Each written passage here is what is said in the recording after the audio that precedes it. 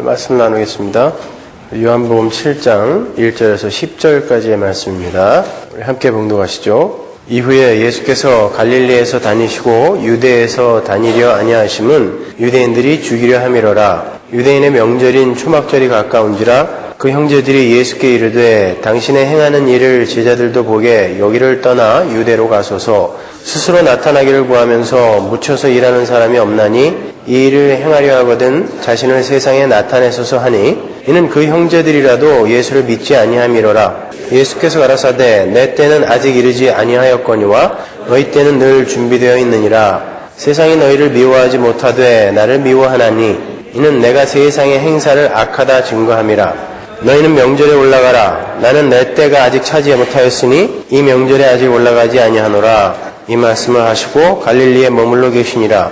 그 형제들이 명절에 올라간 후 자기도 올라가시되 나타내지 않고 비밀히 하시니라. 아멘. 자, 오늘은 신자의 때와 불신자의 때라는 제목으로 요한복음 7장 1절에서 10절까지의 말씀을 공부하겠습니다. 제가 거기다 부제를 붙여놨죠. 주님도 거부하신 고지론 이렇게 붙여놨습니다. 예수님은 갈릴리에서 거의 6개월가량을 머무시면서 기적과 이사를 행하셨어요. 오병이어의 기적이 일어났던 6장의 사건들의 배경이 유월절이었죠. 그죠? 유대인들의 유월절은 우리가 쓰는 태양력으로 3월과 4월 사이, 그러니까 3월 말에서 4월 초. 그리고 오늘 본문에 등장하는 초막절은 태양력으로 9월 말에서 10월 초 사이니까 얼추 6개월이 맞죠. 그죠? 주님은 왜 그렇게 오랜 기간 동안 갈릴리에서 머무셨을까요? 그 이유가 오늘 본문에 나와요. 오늘 본문 1절을 보세요. 이후에 예수께서 갈릴리에서 다니시고 유대에서 다니려 아니하심은 유대인들이 죽이려 함이로라. 유대인들이 주님을 죽이려 했기 때문에 갈릴리에만 머물고 계셨다는 거예요. 예수님의 공생의 3년 반, 그 중에 6개월을 여기서 머물고 계셨단 말입니다. 도대체 주님께서 무슨 일을 하셨다고 그들이 주님을 죽이려 한 것입니까, 여러분? 우리는 6장을 공부하면서 유대인들이 주님을 미워하고 떠나버린 이유에 대해서 이미 살펴봤어요. 그 이유가 뭐였죠? 예수님께서 당신이 이 세상의 떡을 주러 오신 분이 아니라 영생의 떡인 하늘의 떡을 주러 오셨다라고 말씀하시면서 그 하늘의 떡은 너희들의 노력에 근거하여 주어지는 게 아니라 율법을 지키는 등의 인간 측의 어떠한 근거도 배제되는 오직 하나님의 선택에 의해서만 주어지는 것이다 라는 말씀을 하시자 제자들 중에 많은 자들을 포함한 군중들이 주님을 떠나갔다 그러죠. 6장 66절에 나오지 않아요? 다른 말로 정치적, 군사적, 경제적 메시아에 대한 기대와 또 율법을 지키고 있는 자신들의 선한 행위가 예수님에 의해서 묵살이 되자 그들이 주님을 죽이려 한 것입니다. 뿐만 아니라 주님은 율법을 열심히 지키고 있는 그들을 가리켜 죄인들이라고 불렀어요. 그리고 그들의 행사를 악하다라고 지적을 해버렸단 말입니다. 유대인들은 자신들만이 선민이며 자신들만이 하나님 나라 백성이라는 자부심이 있었던 사람들이에요. 근데 주님이 그러한 자신들을 알아주기는커녕 오히려 회개하라고 그들의 죄인됨을 지적하신 거예요. 오늘 본문 7절을 보시면 정확하게 나오죠? 7절 볼까요? 세상이 너희를 미워하지 못하되 나를 미워하나니 이는 내가 세상의 행사를 악하다 증거함이라. 그죠?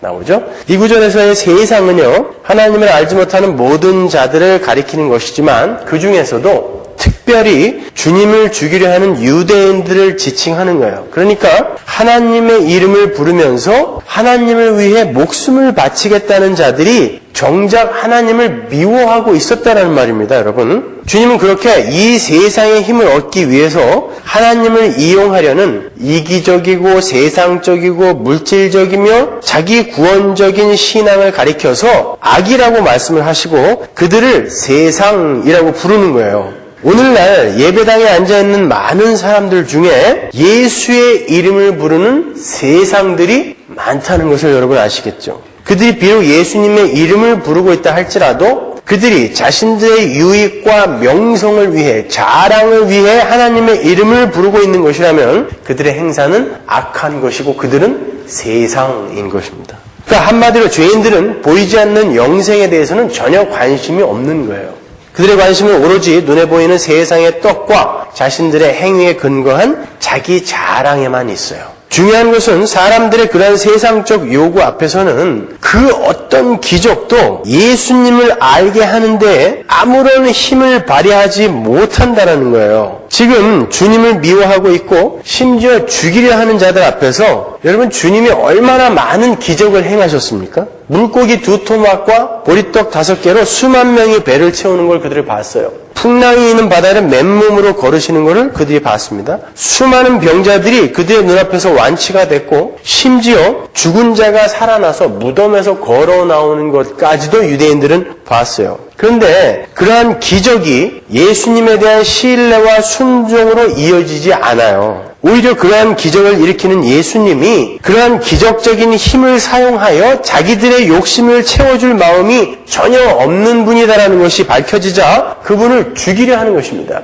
기적은 사람을 못 바꿉니다, 여러분. 요한복음 11장 47절 보세요. 이에 대제사장들과 바리새인들이 공회를 모으고 가로되 이 사람이 많은 표적을 행하니 우리가 어떻게 하겠느냐. 자, 예수님이 기적을 행하고 다닌다는 것을 이 사람들이 지금 아는 거예요. 그리고 그게 예수님이 일으키시고 계신다라는 것을 이들이 인정하는 것입니다. 만일 저를 이대로 두면 모든 사람이 저를 믿을 것이요 그리고 로마인들이 와서 우리 땅과 민족을 빼앗아 가리라 하니 이날부터는 저희가 예수를 죽이려고 모의하니라. 지금 이 장면은 예수님께서 무덤에서 나흘 동안 썩어가고 있던 죽은 나사로를 살리신 직후의 장면이에요. 우리가 생각하기에 죽은 자를 살려내는 엄청난 기적을 본 사람들은 그 즉시 그 기적을 일으킨 사람 앞에 무릎을 꿇을 것 같죠. 그렇죠?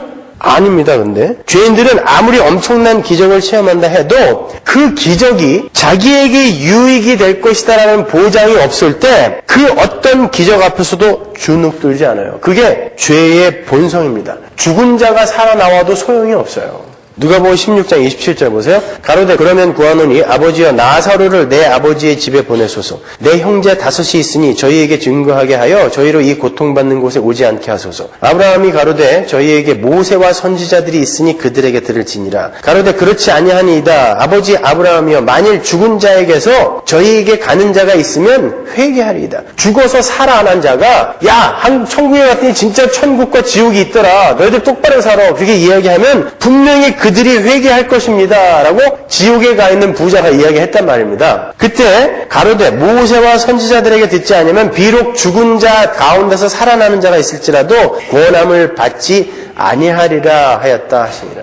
주님은 이렇게 하나님의 선택을 받지 못해서 하나님의 말씀을 믿지 않는 자들은 죽은 자가 살아나와서 천국과 지옥의 실제를 이야기한다 하더라도 절대 그 말을 믿지 못한다라고 주님이 말씀하시는 거예요. 그런데 오늘날 어떤 사람들은 하나님 나라의 복음이 전파되는 데에 기적이 반드시 필요하다라고 우기죠. 그들이 인도하는 부흥 집회에 가보셨나요, 여러분? 가관이 아니에요. 그들은 은리가 금리로 바뀌는 것을 보고 안진뱅이가 일어나는 것을 보고 병자들이 낫는 것을 보면 사람들이 예수를 믿게 된다라고 너스레를 떱니다. 하나님께서 기적을 구원의 도구로, 방법으로 쓰신다라는 거죠. 그러나 성경은 죄인들이 그러한 기적 앞에서 주님께 돌아오는 것이 아니라 주님을 오히려 죽이려 했다라는 사실을 이렇게 선명하게 기록함으로 해서 기적은 절대 사람들을 하나님께 돌아오게 만들지 못한다라는 것을 웅변하는 것입니다.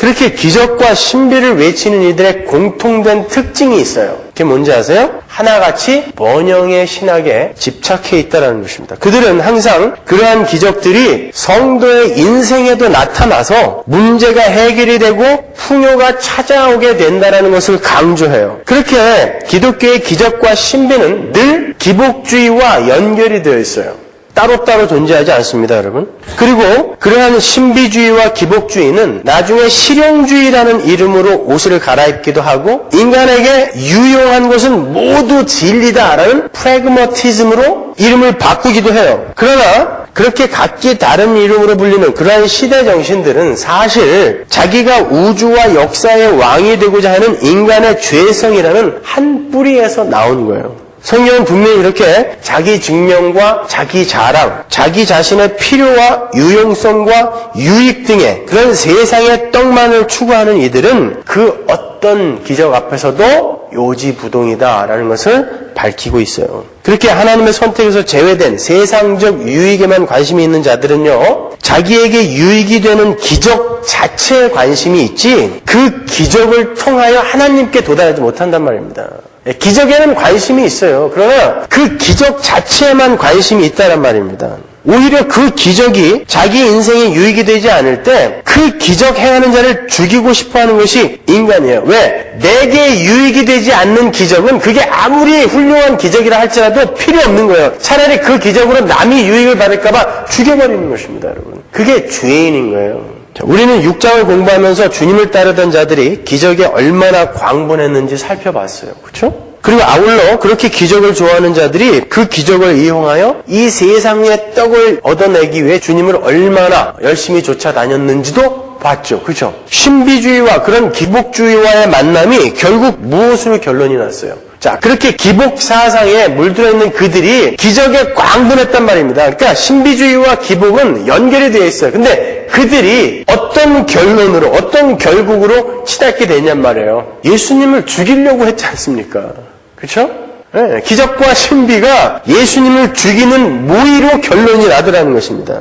똑같은 거예요. 오늘날 신비주의를 지향하고 기복주의를 가르치는 곳에 가서 예수님은 우리에게 세상의 떡을 주러 오신 분이 아니라 영생을 주러 오신 분이니까 세상적 욕심을 다 버리고 우리 영생을 삽시다. 다른 말로 십자가의 삶을 삽시다 라고 설교를 하면 어떻게 되겠어요?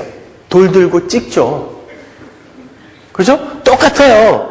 왜냐면 그들이 추구하는 게 지금 다른 데에 있는데 어디서 이상한 놈이 와가지고 아닙니다. 우리는 영생을 사는 거고 영생을 훈련하는 것입니다. 하나님은 우리에게 영생을 주러 오신 분이기 때문에 우리는 이 세상의 떡이 아닌 그 영생이 뭐라고 했어요? 신적 성품, 그 신적 성품을 대표하는 단어가 사랑, 섬김, 용납함, 용서 아닙니까? 네, 우리는 그런 삶을 사는 거예요. 그러니까 여러분 세상에서 눈을 돌려서 우리 영생을 열심히 훈련하고 영생을 추구합시다. 그러면 돌로 찍는다니까요. 여러분 그 사람들을 2000년 전에 예수님 앞으로 갖다 놓으면 어떻게 하겠어요? 그들이 예수님을 십자가에 못 박는 것입니다. 여러분. 그런데 그게 기독교의 이름으로 불려지고 있지 않아요?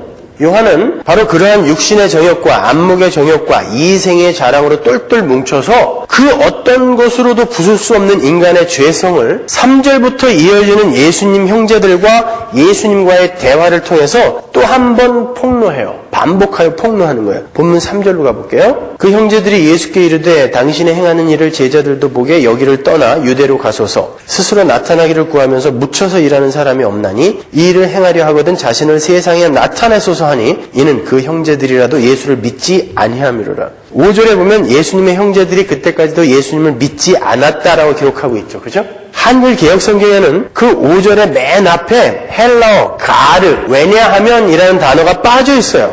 성경에다 왜냐하면 적어 넣으세요. 그 단어가 원래 있어요. 그러니까 5절을 정확하게 번역하면 이렇게 되는 거예요. 왜냐하면 이는 그 형제들이라도 예수를 믿지 아니함이러라. 따라서 이 이유와 원인의 접속사 가르 앞에 있는 이 3절과 4절의 내용은 지금 5절의 원인이 되는 거예요. 그죠? 그러니까 예수를 믿지 않는 자들의 대표적인 특징이 바로 3절과 4절이라는 거죠. 그죠? 왜냐하면이라는 접속사로 연결이 되어 있으니까. 그러니까 3절과 4절의 이유로 5절의 평가가 내려진 거예요. 그럼 믿지 않는 자들의 대표적인 특징이 뭔지 3절과 4절을 보면서 한번 보잔 말이에요. 3절과 4절에 그 예수님 동생들의 권고를 한마디로 요약하면 뭐예요? 자신을 세상에 드러내고 증명하고 자랑하고 나타내는 방법으로 하나님의 일을 하라죠. 그죠? 그러잖아요. 이왕이면 많은 사람들 앞에서 기적을 행해서 보다 많은 사람들에게 당신을 드러내라는 거예요. 그렇게 해서 주님이 유명해지면 동생들인 자기들이 유익을 좀 볼 수 있지 않겠나 싶어서 예수님에게, 형인 예수님에게 요구하는 것입니다. 그런 생각은 세상의 이치대로 하자면 잘못된 생각이 아니에요. 그죠? 자신을 증명하고 드러내기 위해서 사람들이 많은 곳으로 가서 사람들에게 호응을 얻을 수 있는 기적을 행하여 사람들로부터 추앙을 받고 인기를 얻고 신뢰를 얻는 일이 뭐 그리 나쁜 일입니까, 여러분? 그런데 요한은 5절에서 바로 그러한 자들이 믿지 않는 자, 불신자들이다 라고 단호하게 말하고 있어요. 예수를 믿는다는 것은 예수님을 이용해서 자신들의 유익을 챙기는 게 아니다라는 뜻에서 그들이 불신자다라고 이야기하는 거예요. 예수를 믿는다는 것은 예수님의 그 십자가 삶에 나의 삶이 포개져서 비록 그 삶이 고생스럽더라도 예수님의 삶이 내 삶 속에서 재현되는 것으로 기뻐하는 삶인 거예요. 왜? 예수님의 그 십자가 삶이 영생이거든요. 그게 하늘나라의 삶의 원리거든요. 그런데 그 예수님께서 자신을 증명하고 자신을 자랑하는 방법을 거부하시고 낮아져서 원수까지도 섬기며 심지어 십자가를 지고 쓸쓸히 죽어가는 삶을 살다가 가셨단 말입니다. 바로 그 삶이 내 삶 속에서도 재현되기를, 다른 말로 하나님 나라의 삶의 원리인 십자가의 삶의 원리가 내 삶 속에서도 나타나기를 고대하는 이들이 예수를 믿는 사람들입니다, 여러분. 그런 의미에서 세상에서 뛰어난 사람이 되어서 하나님을 증거하자라고 주장하는 고지론자들은 오늘 본문의 말씀에 비추어 보면 불신자들인 거죠. 아유, 또 폭탄 선언을 해가지고. 그렇잖아요. 성도들은 그 삶을 추구하면 안 되는 거라고 예수님이 말씀하시지 않습니까? 그런데 자기들이 뭐라고 성도는 높은데 고지 꼭대기에 올라가서 자기들을 증명하고 자기들을 나타내요? 하나님 나라를 확장해야 한다라고 도대체 뭘 근거로 이렇게 이야기하냐 말입니다, 여러분. 거듭 말씀드리지만 기독교는 뛰어나고 빼어난 성도들이 세상에서 높은 자리에 오르고 부자가 되어서 예수 믿으면 이렇게 복받고 부자 된다라는 것을 보여주는 방식으로 전파되지 않았어요. 그런 시대가 있었어요. 그럴 땐 꼭 기독교가 타락했습니다. 기독교가 로마의 국교가 되면서 기독교가 타락한 거 아십니까, 여러분? 기독교는 그렇게 해서 전파되지 않았어요. 기독교는 카타콤에, 사자굴에, 독사굴에 죽어가면서도 하나님을 찬양하기를 그치지 않았던 순교자들의 피를 타고 흘러온 거예요. 몇 년이 지금까지. 예, 예수님이 이야기하시는 것도 바로 그거고요. 그래서 예수님도 돌로 떡을 만들고 높은 성전에서 뛰어내리라는 자기 증명과 자기 과시로 하나님의 일을 더욱더 효과적으로 해보라는 마귀의 시험을 단호하게 거절하신 것입니다. 그게 맞다면 그걸 하셨어야죠. 그게 고지론이잖아요. 너를 증명하여 네가 진짜 힘있는 존재, 네가 진짜 하나님의 아들이라는 너의 능력을 세상에게 알려서 야, 저 사람은 진짜 믿을 만한 존재구나 라는 인정을 받아 하나님의 일을 해라가 마귀의 유혹이었지 않습니까, 여러분? 근데 주님이 그걸 거절하셨단 말입니다, 여러분. 주님은 자기 과시에 대한 유혹을 거부하시고 그와는 정반대의 길인 십자가의 길을 택하셨어요. 왜 그러셨죠, 여러분? 그게 좋아서 그랬습니까?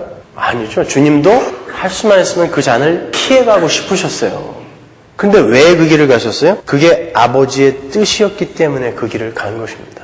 그러니까 주님은 아버지의 뜻을 이루기 위해 오신 분이지 자기를 증명하고 자기의 소원을 이루고 자기 뜻을 이루러 오신 분이 아닌 거예요. 그렇기 때문에 주님은 자신의 명성과 인기와는 아무 상관없이 하나님의 뜻대로 십자가의 죽음을 선택하시고 그 길을 가신 거예요. 그런데 그러한 주님께 자신을 증명하고 자랑하여 명성과 인기를 얻고 하나님의 일을 효과적으로 해내라고 요구하는 것은 하나님과 그의 아들 예수 그리스도가 누군지를 전혀 모른다는 거죠. 그건 예수님을 믿지 않는다는 말과 동의어고요. 그래서 오늘 본문에서 그들이 예수님을 믿지 않았다라고 밝히는 거예요. 여러분 잘 생각해 보세요. 예수님은 세상이 자기를 알아주기 원하는 마음에서 십자가를 지신 게 아니에요. 예수님은 십자가의 죽음이 아버지의 뜻이었기 때문에 아버지의 뜻을 조차 사신 것뿐이에요. 그렇게 우리의 연대적 머리이시며 대표이신 예수 그리스도가 오직 아버지의 뜻에 순종하여 이 세상에서의 명성과 체면과 인기와 자존심과 아무 상관없는 삶을 살았다면 그의 몸인 우리 성도들도 하나님 아버지의 뜻을 조차 이 세상에서의 명성과 체면과 인기와 자존심과 상관없는 삶을 살아야 하지 않겠습니까? 그런 걸 전혀 무시하라는 게 아니에요, 여러분. 일부러 낮은 자리로 내려가라는 게 아닙니다. 그런 것에 여러분의 모든 목적을 거기다가 두지 말라는 거예요. 그런 건 있어도 되고 없어도 되는 거예요. 인기는 있어도 되고 없어도 되는 거예요. 아니, 있으면 오히려 하나님의 백성들은 쉽게 타락해요. 인기 없는 게 좋아요, 여러분. 오히려. 명성? 마찬가지예요. 명성은 사람을 아주 교만하게 만들어요. 부? 마찬가지입니다.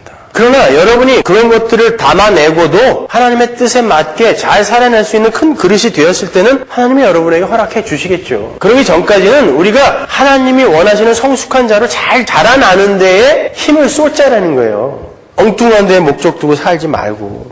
네, 주님이 그렇게 살다 가셨으니까 우리도 당연히 그 삶을 조차 살아야 돼요. 주님이 하나님의 뜻을 조차 십자가를 지셨으므로 우리는 하나님의 뜻을 조차 사랑하고 이웃을 사랑하고 하나님을 사랑하는 그 삶을 살아야 되는 거예요. 근데 이웃을 사랑하기 위해서는 내가 자꾸 손해를 봐야 되거든요. 하나님이 말하는 사랑은 항상 나의 상함과 나의 손해를 전제하는 거예요.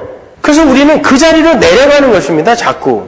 여러분이 고집 꼭대기로 올라가기 위해서는 여러분은 수많은 사람들, 여러분보다 약하고 여러분보다 낮은 곳에 있는 사람들을 밟고 올라가야 되거든요. 근데 그리로 올라가지 말라고 했단 말입니다. 하나님은. 우리는 어떨 때는 종교 행위조차 자신을 자랑하고 자신을 증명하는데 이용하기도 해요. 그죠? 헌금 많이 한 걸 자랑합니다. 주일날 한 번도 안 빼먹고 나는 40년 동안 주일 성수를 했다. 이게 자랑이 돼요. 나의 구제와 봉사가 자랑이 돼요. 여러분 그걸 주님이 악한 행사라고 이야기했다니까요. 악한 행사. 그러니까 죽어라고 일해놓고 하나님한테 욕 뒤지게 먹는 거예요. 그 제일 불쌍한 사람이에요. 그게. 죽는 날까지 예수 믿는다고 고생 진탕하고 먹을 거 안 먹고 하고 싶은 거 안 하고 살았는데 나중에 갔더니 예수님이 너 누구냐? 이러면 그거보다 억울한 게 어디 있어요. 차라리 실컷 먹고 그냥 실컷 놀다 가지. 근데 그런 사람들이 있어요. 실제로. 자, 여러분 예수를 앞세워서 자신을 자랑하고 자기를 증명하며 자신의 세상적 유익을 챙기려 하는 것을 우리는 불신이라고 해요. 하나님 나라 백성들의 삶의 원리는 그렇게 다른 존재를 이용해서 자신의 유익을 챙기는 용의주도하고 약삭빠른 삶이 아니라 십자가에 매달려 죽어가면서도 자신을 십자가에 못 박는 자들을 용서해달라고 하나님께 간구하는 그런 바보 같은 삶을 이야기하는 것입니다. 우리는 도저히 안 될 것 같죠. 아니요, 하나님이 여러분을 이미 그렇게 만들어 놓으셨다니까요. 근데 여러분이 지금 세상 권세 잡은 자에게 속고 있는 거예요. 아니야, 넌 안 돼. 네가 어떻게 그렇게 살 수가 있어. 천만의 말씀이에요. 하나님이 우리를 그렇게 만들어 놓으셨어요, 이미. 그래서 우리는 일어나서 그리로 향하는 것입니다. 고린도서 8장 9절 보세요. 우리 주 예수 그리스도의 은혜를 너희가 알거니와 부요하신 자로서 너희를 위하여 가난하게 되심은 그의 가난함을 위하여 너희로 부요케 하려 하심이니라. 이게 바로 하나님 나라의 삶의 원리입니다. 고지론하고 완전히 반대잖아요. 내가 가난하게 되어 원수를 부요케 하는 게 하나님 나라의 삶의 원리라니까요. 근데 남이 어떻게 되든지 말든지 나만 고집 꼭대기 올라가면 된다. 그러면요. 그 사람을 보고 예수를 믿겠다고 나서는 사람들이 있을지도 몰라요. 그러나 그 사람들은 전부 어디를 목표 지점으로 삼겠어요? 예수를 이용하여 나도 저 사람처럼 저 꼭대기에 올라가야지 하는 순 가짜들만 양상해내게 되는 거예요. 그건 전도도 아니고 아무것도 아니에요. 그건요. 오히려 하나님의 일을 방해하는 거죠. 그래서 주님은 당신을 자랑하고 증명해서 더 큰 인기를 누리라는 동생들의 요구에 응하지 않은 거예요. 본문 8절 보세요. 너희는 명절에 올라가라. 나는 내 때가 아직 차지 못하였으니 이 명절에 아직 올라가지 아니하노라. 이 말씀을 하시고 갈릴리에 머물러 계시니라. 주님이 이렇게 자기를 증명하고 자기를 자랑하라는 동생들의 요구에는 응하지 않으셨지만 며칠 후에 비밀이 예루살렘으로 향하시죠. 10절 보세요. 그 형제들이 명절에 올라간 후 자기도 올라가시되 나타내지 않으시고 비밀이 하시니라. 아주 변덕에 죽을 듯하는 것 같아요. 그죠? 이것만 보면. 주님이 그렇게 하신 것은 예전에 가나의 혼인잔치를 공부할 때 설명해드린 바와 같은 이유에서라고 제가 말씀드렸죠. 주님은 자신을 증명하고 자신을 자랑하여 자신의 값을 높이 매기는 것을 목적으로 하여 살지 않으셨다는 거예요. 주님은 오직 하나님 아버지의 뜻에 따라서만 움직였다는 거예요. 너를 증명하고 너를 자랑해.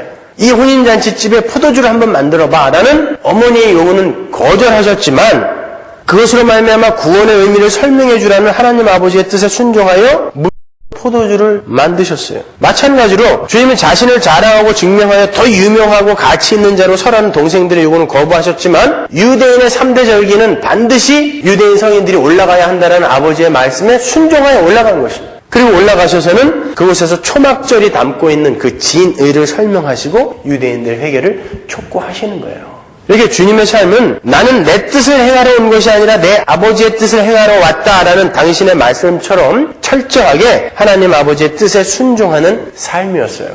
그러니까 성도의 삶은 주님 안에서 거듭난 성도의 삶은 그렇게 하나님 중심의 삶으로 바꾸어져야지 하나님을 만났다고 하면서도 여전히 자기 중심으로 하나님을 자기의 소원이나 자기의 욕망을 이루는데 도구로 동원한다면 그 사람은 불신자란 말입니다. 예수 믿는 사람은 아니에요. 그 사람은요. 어떻게 사람이 살면서 자기를 부인하고 하나님 중심으로 살 수가 있어요? 그게 인간이에요? 근데 예수님이 그렇게 살아야 된다라고 이야기했다니까요. 그게 성도라고. 그리고 그렇게 된다라고 이야기하셨어요. 그리고 수많은 우리 신앙의 선배들이 그런 삶을 살다 가시지 않았습니까, 여러분? 요한은 오늘 본문을 통해서 이렇게 판이하게 다른 두 부류의 사고방식을 극명하게 대조시키면서 하나님 나라 백성인 성도가 추구해야 하는 삶에 대해 교훈하고 있는 거예요. 하나는 예수님의 형제들의 사고방식으로서 자신을 자랑하고 증명하기 위해 그 어떤 것도 이용할 준비가 되어 있는 그러한 사고방식이고요. 다른 하나는 철저하게 자신의 명성과 인기와 무관하게 오직 하나님의 뜻에 복종하기 위해 사시는 예수님의 사고방식인 거예요. 여러분은 어느 사고방식을 택하시겠습니까? 아깝지만 예수 그리스도의 사고방식을 택해야 된다니까요. 아니 그렇게 살 수밖에 없어요. 세상은 이 두 사고방식으로 구분이 돼요. 그리고 전자의 사고방식을 가진 자들을 불신자라 하고 후자의 사고방식을 가진 자들을 성도라 부르는 것입니다. 본문 6절을 보시면 그 두 부류의 사람들이 어떻게 갈라지는지가 더욱 명확하게 나타나요. 6절 보세요. 예수님께서 가라사대 내 때는 아직 이르지 아니하였거니와 너희 때는 늘 준비되어 있느니라. 여기서 예수님이 내 때라고 말씀하신 때는 예루살렘으로 올라가셔서 십자가에 매달리시는 그 때를 가리키는 거죠. 그죠? 그 때가 13장 1절에 나와요. 13장 1절 보세요. 6월절 전에 예수께서 자기가 세상을 떠나 아버지께로 돌아가실 때가 이른 줄 아시고 세상에 있는 자기 사람들을 사랑하실 때 끝까지 사랑하시니라. 바로 이 때가 아직 이르지 아니했다는 거예요. 그렇다면 그러한 주님의 말씀에 비추어 볼 때 예수님의 때는 예수님이 마음대로 정하시는 것이 아니라 하나님에 의해 정해지고 이루어진다는 것을 알 수 있죠. 그렇죠?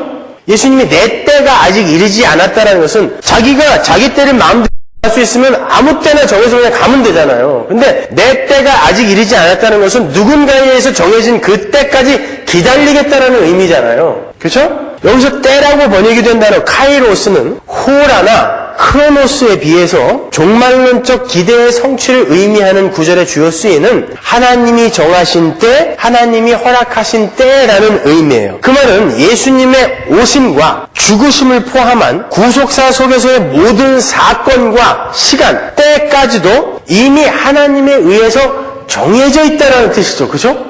갈라디아서 4장 4절 보세요. 때가 참에 하나님이 그 아들을 보내사 여자에게서 나게 하시고 율법 아래 나게 하신 것은 하나님 나라의 완성을 향한 하나님 백성들의 구속사는 하나님에 의해 정해진 시간표에 의해 착착 움직이고 있다는 거예요. 그 사실을 아는 이들을 가리켜 성도라 부르는 거예요. 그래서 성도는 자신의 시간체계나 세상이 규정하여 강제하는 그 시간표 속에서 조바심을 내서는 안 되는 거예요. 세상 사람들이 왜 그렇게 초조해하고 불안해하는지 아십니까, 여러분? 세상이 정해준 속도에 자신의 속도를 맞추려다 보니까 가랭이가 찢어지는 거예요. 내 나이, 내 경력, 내 외모에는 이 정도 수준의 소유와 명성과 인기가 있어야 한다는 세상이 정해준 속도에 자신을 맞추려고 하니까 하나님의 때를 기다리지 못하고 조급한 마음에 롯과 엘리에셀, 이스마엘 이런 것들을 막 갖다 내놓는 것입니다.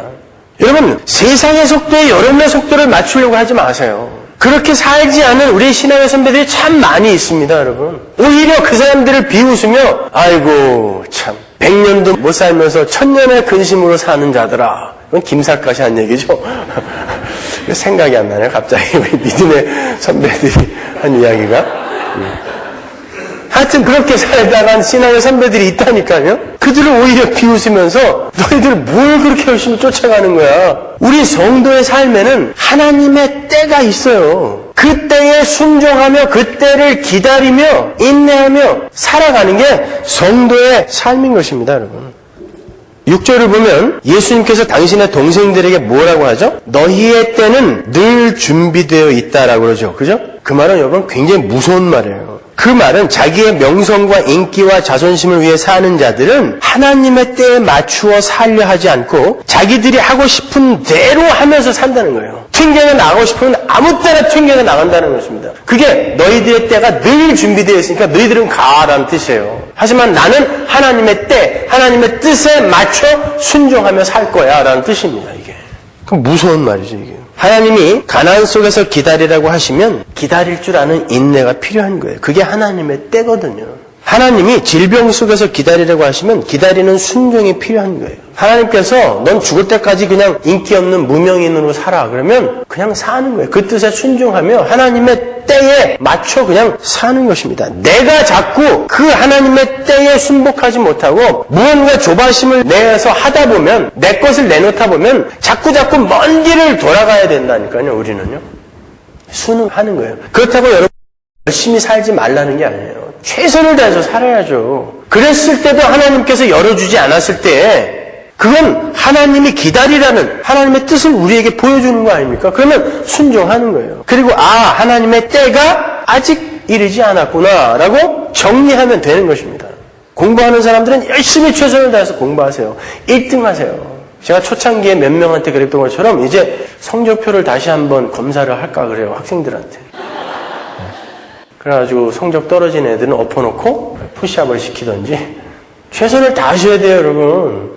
이 세상은 곧 끝날 세상인데 뭘 이 세상에서 그렇게 최선을 다해서 공부를 하고 그래요. 그냥 대충 살다 가면 되지. 그거 안 된다니까요.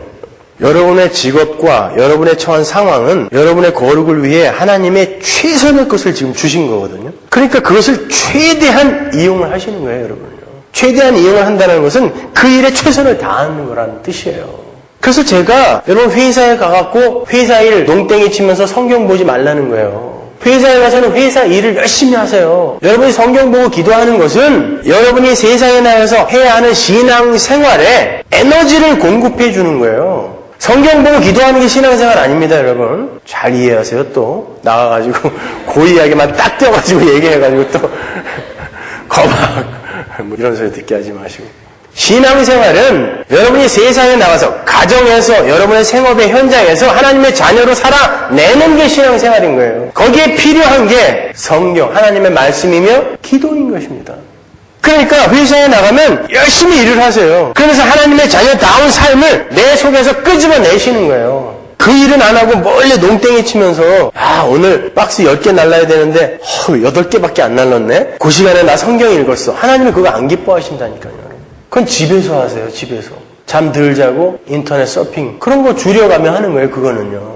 여러분이 와서 여기서 이렇게 설교를 듣고 하는 건 신앙생활이 아니라 신앙생활을 하기 위해 여러분 지금 하나님의 말씀으로 위로받고 격려받고 그러고 계신 거예요. 신앙생활은 여기에서 나가면서부터 시작되는 것입니다.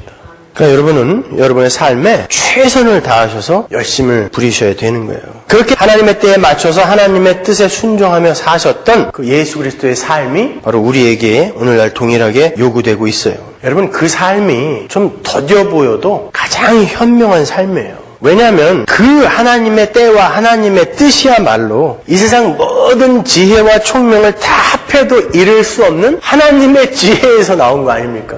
그렇죠? 그러니까 그 때를 따르고 그 뜻을 좇아 사는 것이 가장 현명한 방법이에요. 근데 세상이 워낙 엉뚱한 속도로 엉뚱한 방향으로 달리고 있으니까 그게 더뎌 보이는 거예요. 그리고 그게 미련해 보이는 거예요. 그렇지 않아요, 여러분? 그게 가장 현명한 삶이에요. 하나님이 예수님에게 너 십자가에서 죽어 그러면 죽는 게 가장 현명한 방법이라니까요. 안 죽고 버텼으면 어떻게 됐어요? 하나님의 계획이 이루어질 수가 없는 것입니다. 그리고 안 죽고 버텼으면 진짜 하나님이 예수 그리스도 안에서 이루시려고 하는 그 승리가 예수에게 안 주어졌단 말입니다, 여러분. 우리는 하나님이 하라는 대로 하는 거예요. 그게 최고의 선인 것입니다. 계시록 13장 8절 보세요. 죽임을 당한 어린 양의 생명책에 창세 이후로 녹명되지 못하고 이 땅에 사는 자들은 다 짐승에게 경배하리라. 우리말 개혁성경에는 빠져있지만 원래 원어 성경에는 아포카타볼레스 코스무라는 단어가 들어가 있어요. 그게 창세 전에라는 뜻이에요. 그 말은 창세 전에 예수님이 죽임을 당했다 이런 뜻이거든요. 창세 전이란 말은 이 세상이 생기기 전에라는 뜻인데 예수님이 언제 이 세상 전에 죽었어요? 지금부터 2000년 전에 죽으셨지. 근데 성경은 예수님은 창세 전에 죽으셨대요. 그 말은 이미 이 세상이 생기기도 전에 하나님의 계획 속에 이미 예수님의 성육신과 죽으심의 사건과 그 때가 정해져 있었다는 말인 것입니다. 전에도 제가 한번 이야기해드렸지만 아마존에서 어떤 사람이 4월 1일날 카누를 타고 막 출발을 했어요. 4월 2일날 또 어떤 사람이 카누를 타고 또 출발했어요. 4월 3일날 또 어떤 사람이 카누를 타고 또 출발했어요. 그러면 1일날 출발한 사람과 2일날 출발한 사람과 3일날 출발한 사람은 각자의 시간과 각자의 공간에서 지금 열심히 가고 있죠. 그죠? 서로 다른 공간과 시간 속에서 출발했고 존재하고 있단 말입니다. 그러나 한 10,000피트 상공의 비행기에서 아래를 내려봤을 때는 그들은 평면 위에서 여기 저기 가고 있다고요. 여러분, 이 역사가 굉장히 긴 것 같지만 하나님이 계신 그 높은 곳에서 이 역사를 내려다볼 때 하나님은 평면으로 보신단 말입니다. 그 말은 그 모든 그림은 이미 하나님의 머릿속에 다 그려져 있다는 거예요. 그러니까 모든 것은 하나님에 의해 정해진 거예요. 그 정해진 때가 있는데 세상이 자꾸 그 때를 바라보지 못하게 만드는 거예요. 그 때를 기다리지 못하게 만들고 그 뜻을 분별하지 못하게 만들어버리는 거예요. 그래서 자꾸 달리게 만들어버리는 것이죠. 그걸 분별하는 눈을 갖는 것이 하나님의 말씀을 열심히 공부하는 거예요. 사도행전 2장 23절 보시면 베드로가 이렇게 이야기해요. 그가 하나님의 정하신 뜻과 미리 아신 대로 내어준 바 되었거늘 죽었거늘요. 그러니까 하나님이 다 정했고 그 죽음은 하나님의 뜻에 이미 들어가 있었다라는 뜻이죠. 그죠? 다 계획해 놓으신 거예요. 그때 너는 그렇게 죽어라. 기다리는 거예요. 그 때를. 베드로전서 1장 20절. 그는 창세 전부터 미리 알리신 바 되나. 알리신 바라는 뜻이 뭐라고 그랬어요? 준비되었다라는 뜻이라고 했죠. 그죠? 창세 전에 이미 예수님은 준비된 거예요. 이렇게 하나님의 때와 그때에 일어난 사건들은 이미 정해져 있어요. 그리고 그 일들은 그 정해진 때에 맞게 지금도 착착 진행되어져 가고 있는 것입니다. 자, 여러분 이것을 숙명론적으로 이해하시면 안 돼요. 그러니까 전망적 관점의 예정론으로 이해하시면 안 되는 거예요. 그러면 나는 그냥 가만히 있어도 저절로 하나님이 정해준 대로 이렇게 착착착착 다 진행해 가겠네. 이렇게 이해하시면 안 돼요. 성경에서 예정론은 항상 영망적 관점의 예정론이라고 그랬죠. 그죠? 내가 지금의 나를 있게 한 이 자리에서 뒤를 돌아봤을 때 그 사건들이 나를 이리로 끌고 오기 위해서 반드시 필요한 일들이었구나를 이야기할 때 예정을 이야기하지 바울이 절대 앞으로 내 일은 모든 게 다 정해져 있어라는 의미에서 예정을 이야기하지 않는단 말입니다. 그러니까 구속사 속에서 하나님의 때가 정해져 있는 것처럼 우리의 삶 속에서도 그 하나님의 구원의 역사가 이루어져 가고 있잖아요. 우린 지금 완성되어져 가고 있잖아요. 구원이 시작되었지만 그 우리의 인생 속에서도 하나님의 때가 있단 말입니다. 그리고 우리에게 주어지는 사건과 상황들도 바로 하나님의 뜻과 하나님의 때에 맞게 우리에게 주어지고 있는 거란 말입니다. 거기에 순응할 줄 아는 그런 자들을 성도라고 하는 거예요. 그렇다고 해서 자포자기하고 그냥 멍하니 있으라는 말이 아니에요. 하나님이 너는 질병 가운데서 요 시점에 네가 이런 것을 배울 필요가 있어라고 하나님이 그렇게 때를 딱 정해주시고 하나님의 뜻에 따라 그런 일을 사건을 허락해 주셨는데 거기에서 조바심만 낸다고 해갖고 그 하나님의 일이 안 이루어지겠냐고요. 하나님의 뜻은 반드시 이루어져야 돼요. 그러니까 나는 계속해서 먼 길을 돌아가야 된다니까요. 그러면 그러니까 그때에 감사하게 내 일에 나는 구원받은 자가 확실함으로 내 삶에 일어나는 모든 하나님이 최선의 때에 최선의 것은 주신 거야. 그러니까 그 상황에 감사하는 거예요. 아니 내가 아이비리그를 졸업했는데 그럼 내 나이가 지금 40인데 그리고 내 친구들은 이미 저 정도 올라가 있는데 그런 비교하지 마시란 말이에요. 예수님이 이 땅에서 그런 명성이나 그런 인기 그런 거와 전혀 무관하게 사셨다니까요. 여러분 성도의 삶이 그 삶이어야 되는 거예요. 그래서 일부러 하나님이 여러분을 그들보다 뒤처지게 하실 수도 있어요. 내 자식이기 때문에 그 믿음 발휘하라고. 여러분이 못나서가 아니라니까요. 그런 것은 이미 여러분의 사고 속에서 지워버리셔야 돼요. 나의 관심은 오직 나의 성숙, 나의 거룩이어야 되는 것입니다. 그러니까 쓸데없는 것 갖고 기죽거나 부끄러워하거나 그러지 마시라니까요. 또 높은 데 올라갔다고 교만 떨지도 마시고. 그건 성도의 삶에서 아무것도 아니에요. 그렇게 하나님의 때와 그 하나님의 때에 일어날 사건들은 이미 다 정해져 있어요. 그리고 그 일들은 그 정해진 때에 맞게 지금도 착착 진행되어져 가고 있어요. 그런데 왜 우리가 그 하나님의 때에 일어나는 일들을 잘 인지하지 못하는지 아세요? 지금 하나님의 일은 하나님의 계획에 맞춰 착착 진행되어져 가고 있어요. 하나님이 정해놓으신 그 마지막 날이 되면 이 땅은 이제 새롭게 바뀌어요. 끝나는 거예요. 이 땅의 역사는. 근데 우리는 그걸 잘 인식하지 못하잖아요. 하나님이 계속해서 나팔을 불고 계시고 하나님이 계속해서 대접을 쏟고 계심에도 불구하고 우리는 그것들을 잘 인지하지 못해요. 그건 우리가 세상이 강제하고 있는 그 속도로 엉뚱한 방향으로 너무 내달리고 있기 때문에 그래요. 그렇게 달리다 보면 하나님의 때가 너무 느리거나 혹은 너무 빠르게 지나가 버리기 때문에 우리가 그걸 못 보는 것입니다. 성도는 하나님의 때와 하나님의 뜻에 맞춰 달려야 하는 것입니다. 세상의 명성과 인기와 자존심과 관계없이 하나님의 뜻을 위해 사는 이들에게는 실패의 순간이 성공의 때를 기다리는 지루한 고통의 시간이 아니라 그 자체가 하나님의 때로 인식이 돼야 되는 거예요. 나를 사랑하시는 아버지 하나님께서 나의 생에 허락하시는 모든 시간과 사건들이 우리 하나님이 사랑하는 자녀에게 가장 좋은 것을 주시기 위해 정하시고 계획하신 데에서 비롯된 것이다라는 것을 여러분이 인정하셔야 되는 거예요. 믿음이 있는 사람은 절대 실패의 자리, 고난의 자리에서 좌절하거나 조급해하거나 원망의 화살을 하나님께 쏘지 않아요. 우리 성도는 우리가 원하는 우리의 때가 아닌 하나님의 때를 분별하며 우리의 뜻이 아닌 하나님의 뜻에 맞는 삶을 살도록 해야 하기 때문에 그렇습니다.